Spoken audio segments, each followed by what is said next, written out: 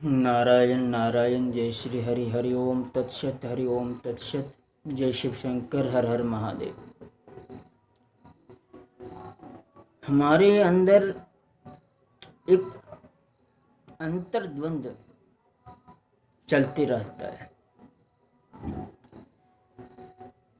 कि समाज में कई तरह की विचारधाराएं चल रही है, राष्ट्रीय स्तर पर, वैश्विक स्तर पर भी। हालांकि हम अपने आप में यह संशय रहित है कि क्या सत्य है क्या असत्य है, परंतु हमको यश और प्रतिष्ठा का ना उतना अभी कीड़ा लगा है, इसलिए हम ज़्यादा बोलना, ज़्यादा प्रवचन करना उचित नहीं समझते। सोचते हैं अपना स्वाध्याय का बल बढ़ाएं, तप का बल बढ़ाएं, फिर जहाँ ज़रूरत है वहाँ उपदेश करें, बोलें, समाज के लिए, धर्म के लिए कुछ करें, ये इच्छा तो रहती है। परंतु फिर चिंतन करता हूँ, कोई व्यक्ति यह नहीं कर सकता कि मैं पूरा ज्ञानी हो गया, अब ज्ञान मेरे पास इतना है कि मैं बोल सकता हूँ, कर सकता हूँ। इसका मापदंड क्या होगा? और जब तक मैं इतना करूं तब तक हमारे आसपास इतनी विकृति ना फैल जाए कि उस समय उपदेश करने बोलने से भी कोई प्रभाव ना पड़े। एक कहावत है, अब पछताए होत क्या, जब चिड़िया चुग गई खेत। जब धार्मिक क्षेत्र से, राजनीतिक क्षेत्र से, आर्थिक क्षेत्र से विसंगतियों की पराकाष्ठा देखता हूं, और विसंगति कैसे देखते हैं, तो हमारा एक सीधा आधार है, मापदंड है। हमारा देखने का, सोचने का पूरा का पूरा आधार शास्त्रीय है। मैं जो शास्त्र पढ़ता हूं उसी के अनुसार देखता हूं, उसी के अनुसार सोचता हूं, और होना भी यही चाहिए। लेकिन समाज में अभी ऐसी स्थिति नहीं है कि वो अपने इस शास्त्रीय दृष्टिकोण को समझ सके।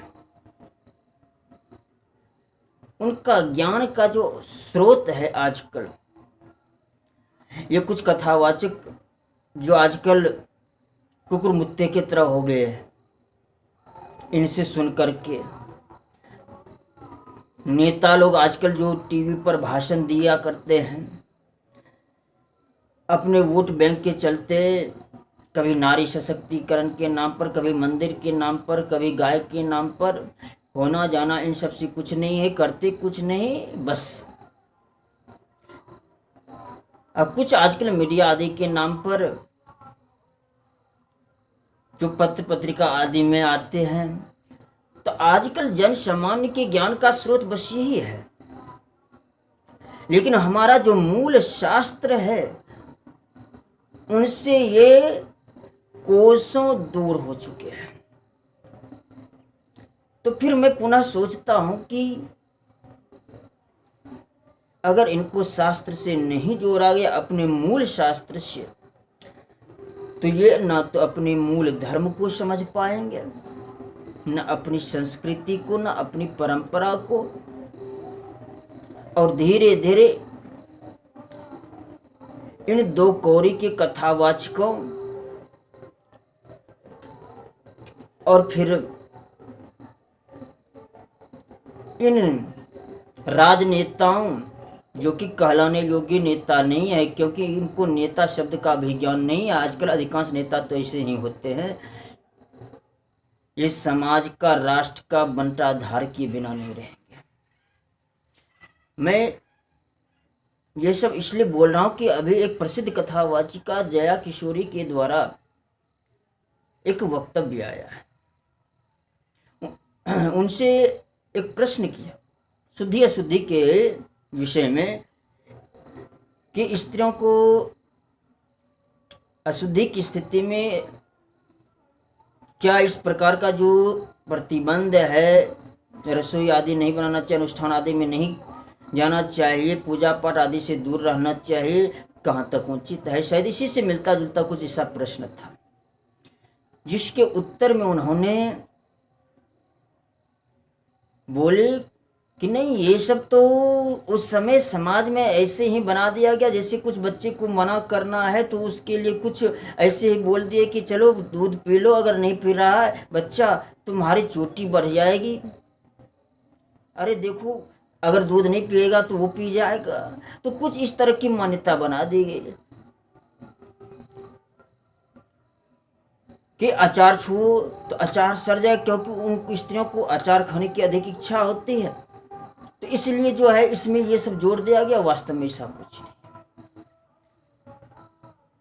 अब ऐसे सब जो व्यास पीठ पर बैठ करके शास्त्र के अर्थ का इस तरह से विषयांतर करेंगे, अनर्गल प्रलाप करेंगे, ये जन समुदाय कहाँ जाएगा? वास्तव में शास्त्र क्या है इनको थोड़ा भी पता नहीं है, और ये खुद अपने इंटरव्यू में स्वीकार कि वास्तव में हमने ना महाभारत पढ़ी है, ना रामायण पढ़ी है, ना पुराण पढ़ा है। जिस प्रकार से एक विद्यार्थी जो है परीक्षा की तैयारी के समय सिर्फ कुछ महत्वपूर्ण प्रश्न आदि, क्वेश्चन आदि को लिख करके तैयार करते हैं उसको, उसी तरह से इनके पिताजी ने जो है भागवत आदि से प्रवचन के लिए कुछ ऐसे टॉपिक लेकर के उसको लिख करके देते थे, और इस तरह से ये कैरियर के रूप में इनका ये, ना कि ये धर्म के रक्षा के रूप में ये सब इसका कार्य हुआ है। और ज्यादातर कथावाचकों की यही दशा हुआ है, उनका एक कैरियर मात्र है। तो धर्म को कैरियर के रूप में मानने वाला धर्म का नाश कर सकता है, धर्म की रक्षा नहीं कर सकता है। इसलिए मैं तो यही कहूंगा कि वास्तव में जो अपने धर्म की रक्षा चाहता है, क्योंकि धर्म की रक्षा से स्वयं की रक्षा होगी, धर्म की रक्षा से ही समाज की, राष्ट्र की रक्षा हो सकती, धर्म की रक्षा से हमारा लोक और परलोक बच सकता है। अगर इन सबको बचाना है तो अपने मूल शास्त्र, और मूल शास्त्र में महाभारत, वाल्मीकि रामायण और 18 पुराण, कम से कम इतना का आश्रय लें। अगर ना इतना पढ़ सकते हैं तो कम से कम कोई एक ही ग्रंथ, या तो रामायण या तो भागवत, कोई एक कथा या एक पुराण सुने और उसका कम से कम नित्य स्वाध्याय करें।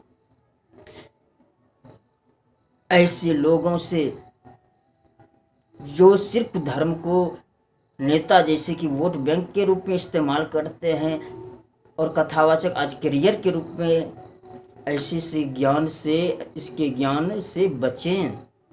ये ज्ञान के नाम पर अज्ञान ही फैला रहे हैं। अब हम जैसे लोगों की कुछ अपनी समस्याएं हैं, जिसके कारण व्यापक रूप से हम नहीं ये सब कर पाते हैं, या हम जैसे बहुत ऐसे लोग भी हैं, लेकिन ऐसे भी समाज में है, यानी कि उनका पूरा अभाव है, ऐसे शास्त्र की मनीषी का अभाव है। उच्च कोटि के आचार्यों को सुने और स्वाध्याय भी करें, और परिवार के साथ, समाज के साथ सामंजस्य साध कर किस प्रकार से चलना है हमको, यह भी शास्त्र से ही इसका बोध होगा। हमारा क्या कर्तव्य है, क्या धर्म है, क्या अधर्म है, क्या अकर्तव्य है, इनका बोध शास्त्र से होता है। और मैं ये बार बार समस्याएं दुनिया में बहुत सारी है, लेकिन हर एक समस्या का एकमात्र समाधान है शास्त्र का बोध। क्योंकि शास्त्र के बोध से ही हमको अपने कर्तव्य का ज्ञान होता है, धर्म के प्रति निष्ठा होती है। क्योंकि भगवत गीता का एक श्लोक, आधा ही श्लोक कम से कम याद रखना चाहिए, श्रद्धावानं लभते ज्ञानम, श्रद्धा से ही ज्ञान की प्राप्ति होती है। और जिसको ज्ञान होगा उसके जीवन में समस्या आ नहीं सकती है, अगर आएगी तो वो ज़्यादा दिन टिक नहीं सकता है।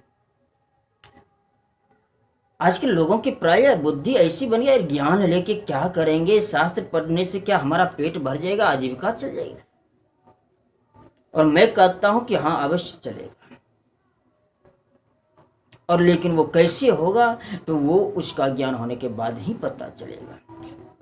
और यह मैं तो अपने अनुभव की बात बताता हूं। जिसको ज्ञान हो जाता है तो हमको किस परिस्थिति में कैसा कार्य करना है ताकि हमारी आजीविका भी चले और हमारे धर्म की रक्षा भी हो जाए, और हम अपने समाज और राष्ट्र के लिए भी, मानवता के लिए भी क्या करें, इनका बोध, इनका ज्ञान उनको हो जाता है। देश काल परिस्थिति के अनुसार उनको इन सब चीज़ों का बोध शास्त्र से हो जाता है। दुनिया में एक भी ऐसी समस्या नहीं है जिसका समाधान शास्त्र के बल पर नहीं हो सकता है। जिसके पास शास्त्र रूपी नेत्र नहीं है, वास्तव में वो अंधा है। इसलिए शास्त्र रूपी नेत्र पहले प्राप्त करना चाहिए। अन्यथा शास्त्र विहीन होकर के जो भी चिंतन के रूप में, या चाहे जो भी कॉलेज की डिग्री के रूप में, सरकारी मान्यता के रूप में जो भी ज्ञान विज्ञान आजकल हो रहा है, वो समाज के लिए घातक है, जहर है, विष है। इसलिए जो अपनी रक्षा चाहता है, अपने लोक और परलोक दोनों को बचाना चाहता है, शुद्धि अशुद्धि, धर्म अधर्म, कर्तव्य और कर्तव्य का पहले बोध प्राप्त करें, उनके अनुसार आचरण करें। क्योंकि धर्म का सीधा संबंध आचरण से है। आचरण विहीन धर्म धर्म नहीं, धर्माभास होता है। और आजकल सबसे बड़े रोड पर नारा लगाने वाले, सड़क पर रैली निकालने वाले की सबसे ज़्यादा बस यही है। वो तो रोड पर रैली पर चिल्ला जाते हैं, मंच से प्रवचन दे देते हैं, लेकिन उसका आचरण बिल्कुल मलेच्छों जैसा है। उनकी भाषा, उनका वस्त्र, उनका भोजन, अंदर से उसका अंतःकरण कुछ भी शास्त्रीय नहीं रह गया है। अधिकांश की यही स्थिति है। पहले हम धर्म को अपने आचरण में उतारें, फिर बोलें,